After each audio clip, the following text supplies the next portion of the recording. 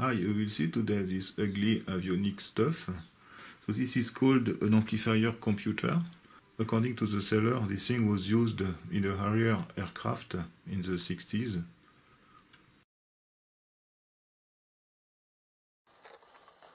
On the front there are two fuses, 26 volts and 115 volts. And we have also two spare fuses. There is one connector here and an elapsed time counter. On the rear there is this connector with a large number of pins. So this is probably an electromechanical computer. So let's open this thing to see what is inside.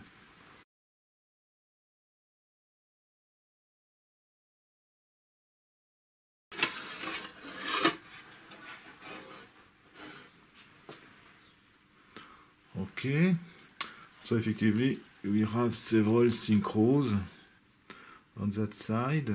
There is a potentiometer here, a limit switch, and two synchros here. And this should be maybe an AC motor. There are 4 wires. This thing I don't know. We have 3 wires here and 4 on that side. This is maybe another synchro. On the top there are several relays, one small transformer, and this seems to be capacitors. These two things are inductors. On that side there are also several synchros, and we have here some electronic modules. You can see, so this is the compass and true airspeed amplifier. This is a bearing range and a true airspeed preamplifier, a range amplifier, a ground track amplifier, an integrator amplifier, and a bearing amplifier. So it seems that they are identical, these ones here. So I don't know where to start. We can start with electronic modules.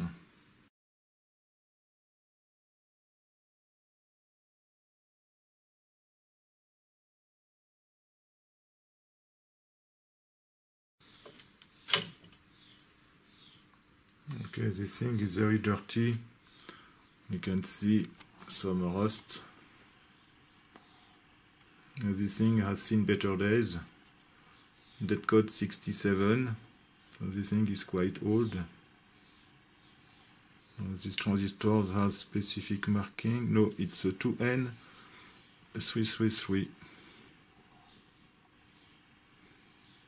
So on this side there are 2 modules. So let's see if we can remove the cover of this one. Okay, so we have only 2 coils. This is maybe a magnetic amplifier using the saturation of the core, because we have 2 of them, so generally they are used by pair. You can see the video concerning the Raytheon airspeed transducer. In this instrument, a magnetic amplifier was used for the servo control loop amplifier, and maybe this is also another transformer. This one is the same. You can see the rust on this transistor. That's terrible. Look at that. And this one is in better condition. So we have another dead code here, 75. So you have 67, 75. So this is a 2N335. And we have another one which is also quite a good condition. And then we have this box. This thing is very dirty, so I will need to cut this thing to see what is inside. And the last one is the same.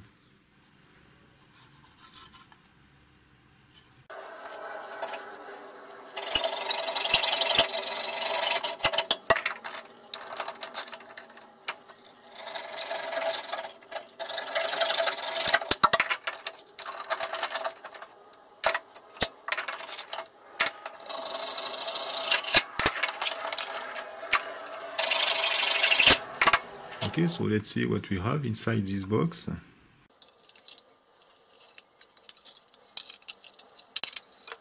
Okay, this is very nice also. We have this small transformer. This thing is classic in vintage avionics. And we have another one here. We have two transistors, a few diodes, a few passive parts. And we have two transformers, one here, 5 wires, and the second one which seems identical. And on the second side there is two others transformers.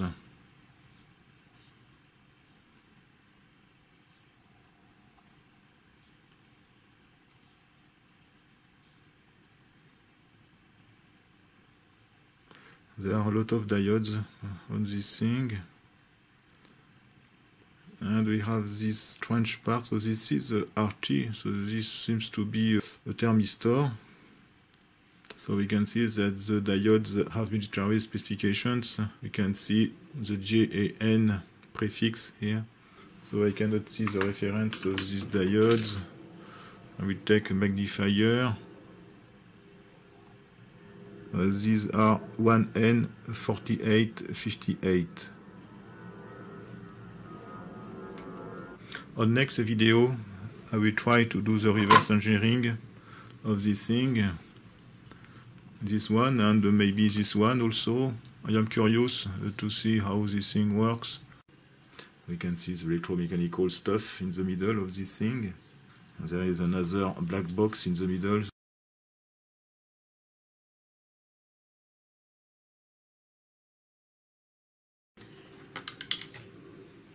Okay. So this is a nice construction, as you can see. Everything is connected through this sub-D connector. There are two inductors here, a few diodes.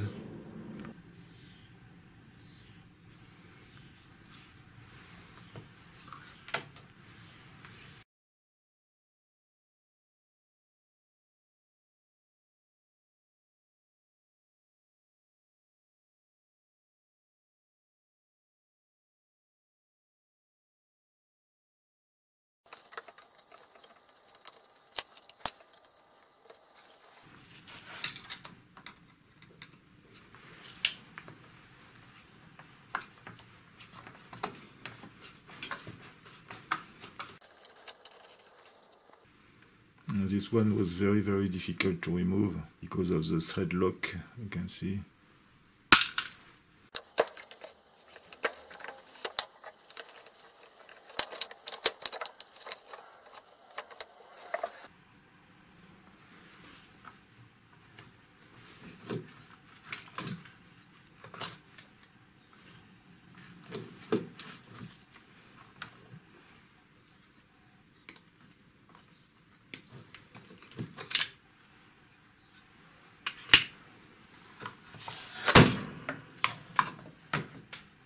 Okay, so let's have a look. So these are different servo controls. This thing is interesting because there is no shaft for this device, as you can see. So let's separate these two plates.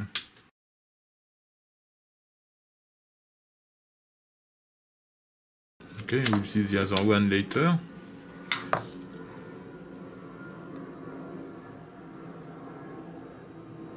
Okay, so we can find easily the motor. So the motor is always a device with a small pinion, and obviously it is this one here, you can see. Okay, so this is the AC motor of this servo control. So the first one uses this motor, this synchro transmitter probably, or synchro transformer. So this device is strange. So let's have a look on this thing, because it is connected to nothing. So this is very mysterious. So let's remove this thing.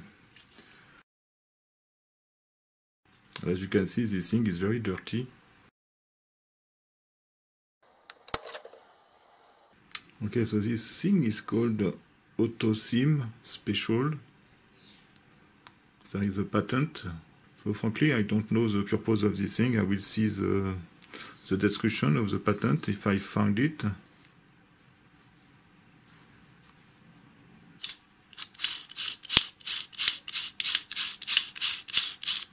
Okay, so you can see the rotation of this gear.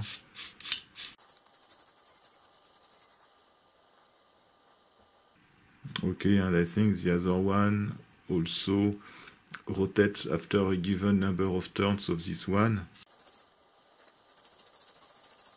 It's at the end, it is locked here.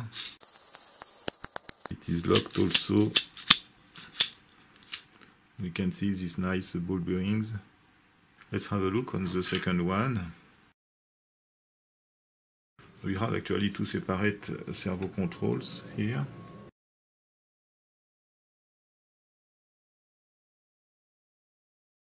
This is a nice die-cast mechanical stuff.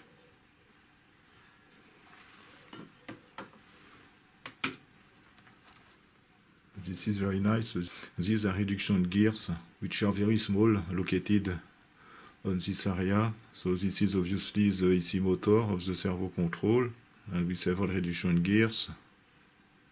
Look at this thing. It is the first time I see such very small miniature reduction gears.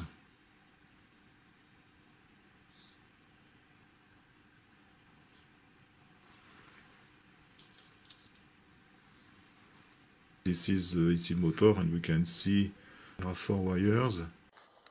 So this is a resolver, and this is a differential resolver. So one is used for the servo control, and the second one is the output of this thing. So we have very nice gears with backlash compensation. This thing is very nice, a little bit dirty, but nice. And this one is more or less identical. This is impossible to rotate because of the reduction gears inside this thing, because the friction torque of the motor is multiplied by the reduction number here, which can be very high. It is maybe 100 or something like that. So it is always very difficult or impossible to rotate this thing. Okay, so the rest is here. So this is obviously the transformer with the several secondaries. We have the, it is very interesting, and we have here the pinout of the transformer. It is a pity that the voltages are not shown. And there is another stuff here. Okay, so this is a repeat cycle timer. Very interesting. Dead code 78, probably. Interesting, we have the pinout. We can test this thing, so we just need to apply a voltage here. So there is probably inside just the motor, the DC motor with reduction gear and the contact. And the contact is open and closed periodically. The remaining stuffs are the connectors. You can see in details this transformer. This was the teardown of this vintage computer. Thanks for watching, and see you next time. Bye bye.